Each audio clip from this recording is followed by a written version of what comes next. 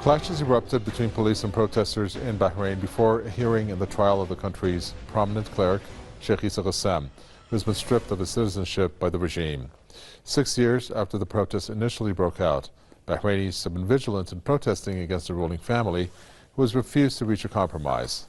This edition of the debate will discuss the latest developments in Bahrain, why Bahrain's two major backers, the U.S. and the U.K., continue their unwavering support despite human rights violations, and where this uprising is headed to. Our guest joining us for this edition of the debate, author and former U.S. diplomat Michael Springman, joins us from Washington. He's a founder of the American Institute for Foreign Policy, Michael Lane, who also joins us from Washington. Gentlemen, welcome. Michael Springman, let me start with you and cite two incidents that have happened very recently in Bahrain, and that is the fact that on the 26th of January, you had the security forces of Bahrain fire live ammunition at protesters, and you have an 18-year-old who still has slipped into critical condition because he was hit in the head. And just recently, also quite alarming, the first executions took place since 2010, 3 of them. It sounds like this revolution is still ongoing in Bahrain. When you look at the way that the crackdown has occurred, why do you think the regime there is not willing to open up dialogue with the Bahrainis? Well, the illegitimate and repressive and highly undemocratic government of the King Al Khalifa is dependent on American and British support in terms of weapons, in terms of money, in terms of political support. You've got the 20,000 soldiers, sailors, airmen, and dependents of the Fifth Fleet headquartered in Bahrain. And the king knows full well that as long as these people are there, he can do anything he pleases. He knows full well that the United States has a long history of propping up undemocratic governments like Saudi Arabia, like Israel, like Turkey, and that the Americans and their client state, the British, will do anything in their power to keep a military presence in the region, and a democratic government would kick these people out. But repressive governments like the Al Khalifa regime in Bahrain love them there and will do anything to keep order in the country at the expense of human life, at the expense of democracy, at the expense of human dignity. I think that the king is quite happy and quite secure unless President Donald Trump takes a good look at his rather undemocratic principles in the Persian Gulf. Well, Michael Lane, please describe to us what significance Bahrain has for the United States aside from the Fifth Fleet.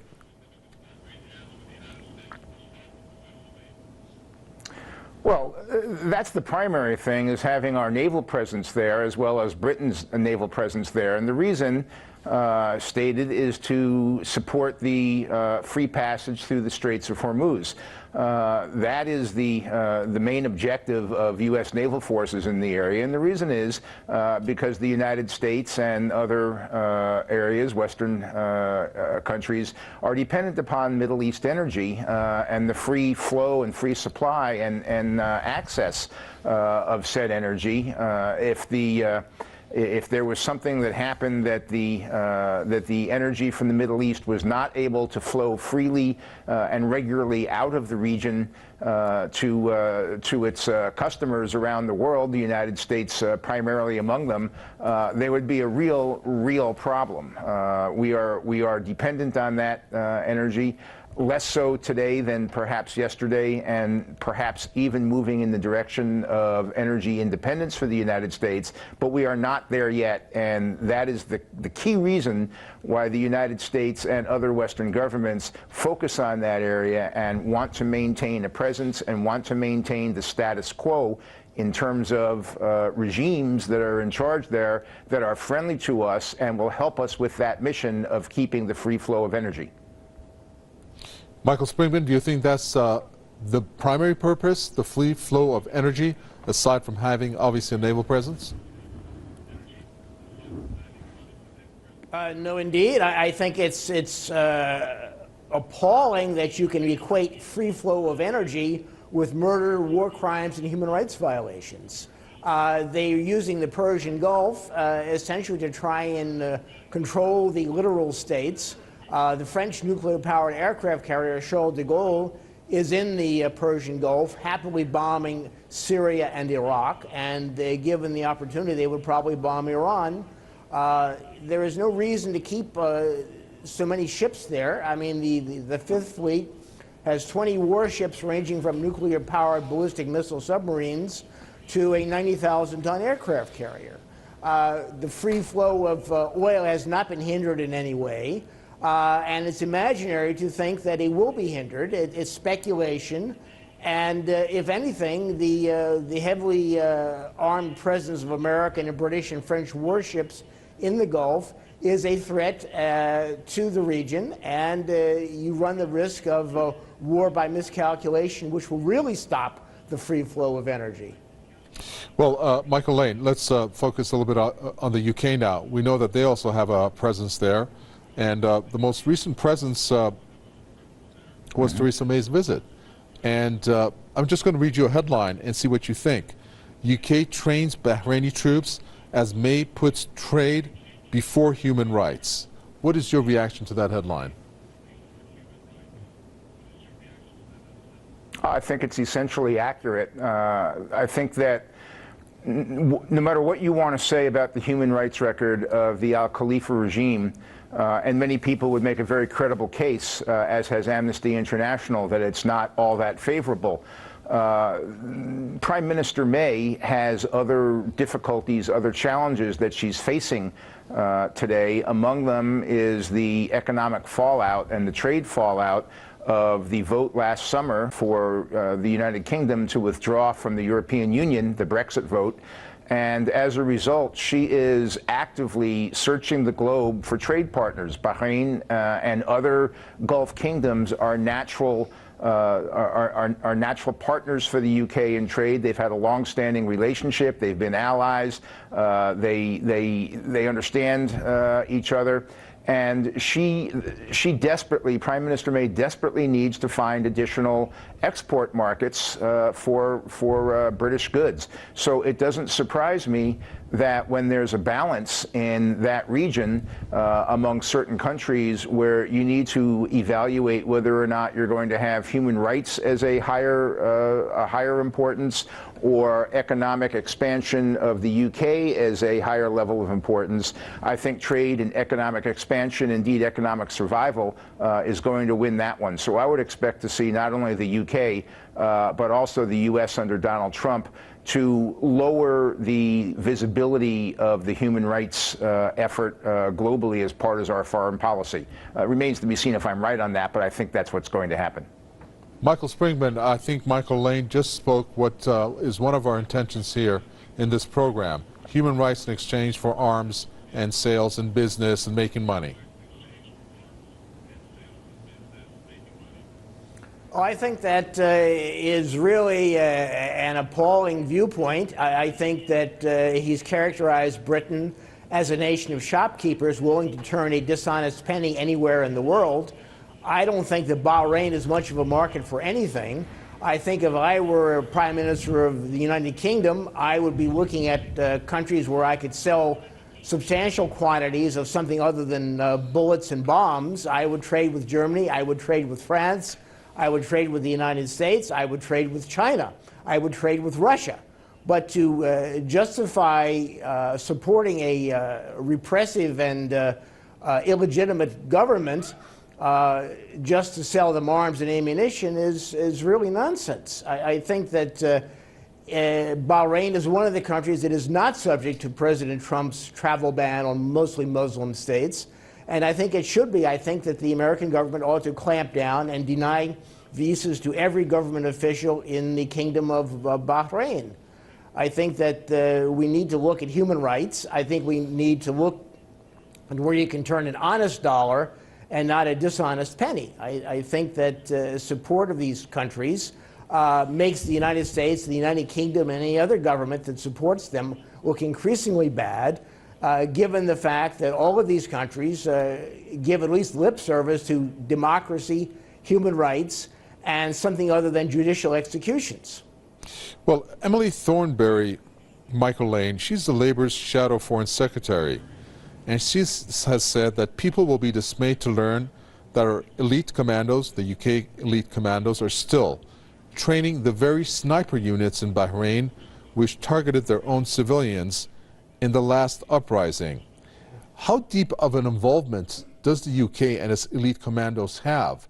Because just as recent as just a week or so ago, as I mentioned, since the year 2010, 3 executions took place. And these executions were said to be based on confessions that were made under torture, of which Human Rights and Amnesty International and a whole host of other rights organizations have said that these confessions can't be used as a legal basis for the executions. Is the UK dictating this type of activity there in Bahrain?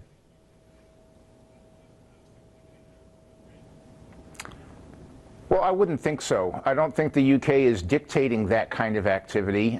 Your first part of your question was about how deeply militarily involved is the UK in training various personnel.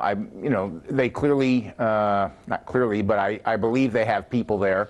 I believe that they are very active in terms of the training. I believe it's a very good military partnership between the UK and Bahrain and in what they're trying to accomplish.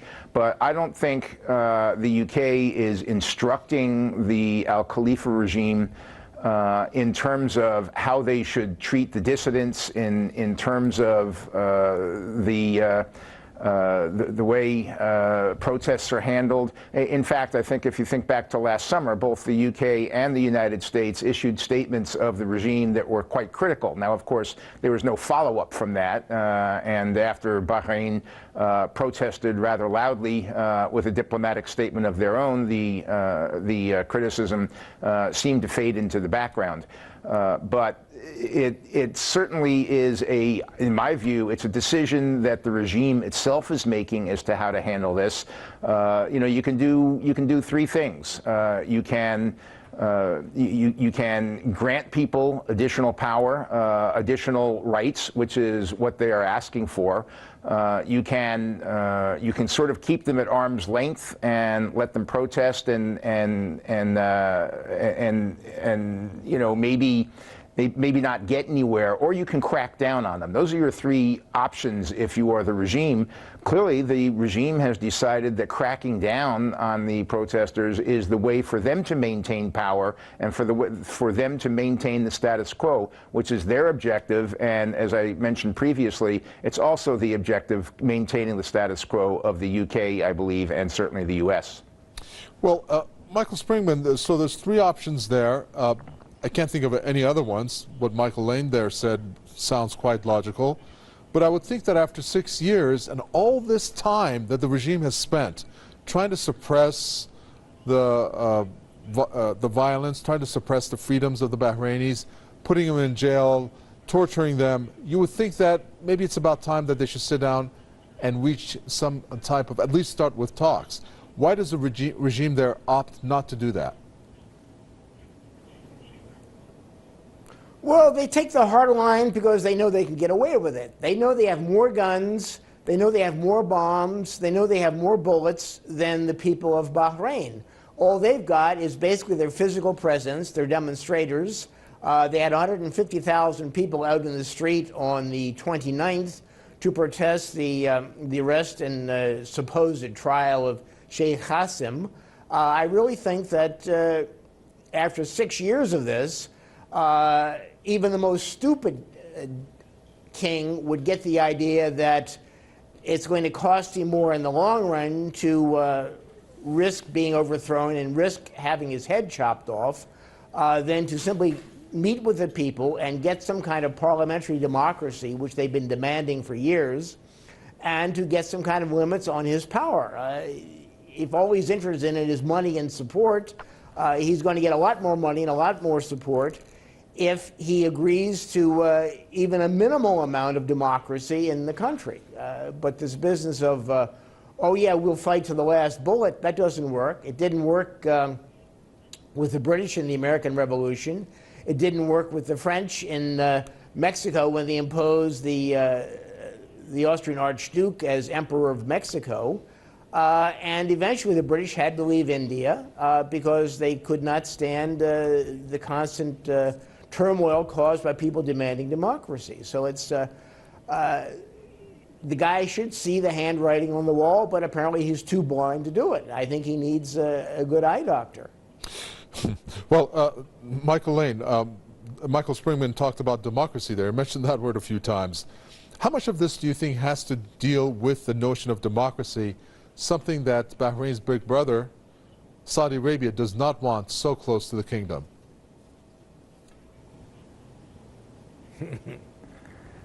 Well, partly, yes. I think you've hit the nail pretty squarely on the head there. Look, a kingdom, by definition, does not want democracy. That is why they're a kingdom. And you know, the concept of a parliamentary democracy, while I would look at that as a desirable end to what's going on, and indeed, a parliamentary democracy was promised at one point, and doesn't seem to be functioning as it should. Saudi Arabia, also being a kingdom, looks to its immediate neighbors and says, well, you know, we don't want too many of these ideas taking root where our people can see them, because then they will be demanding the same thing, which means the monarchy again needs to cede power to the people, and that's the antithesis of what a monarchy is. A monarchy is, unless it's like the British monarchy, which is in name only, when it's a ruling monarchy, it has all the power. And you know, one of the rules of basic politics that we've studied back from the days of Machiavelli is that you never cede power voluntarily. You only let it be taken from you, and that's, you know, at all costs. Well, we need to talk a little bit about the relationship, Michael Springman, of United States and Saudi Arabia vis-a-vis Bahrain, perhaps, with Trump now in the scene. And what I find very interesting in terms of a fact is, and this is a bit of a twist here, maybe I'm going a little bit too far, but based on the travel ban that's from Muslim countries, Saudi Arabia was excluded. One of the facts about that, there could be many, but one of the ones that are interesting is that, well, Trump has registered 8 companies in Saudi Arabia.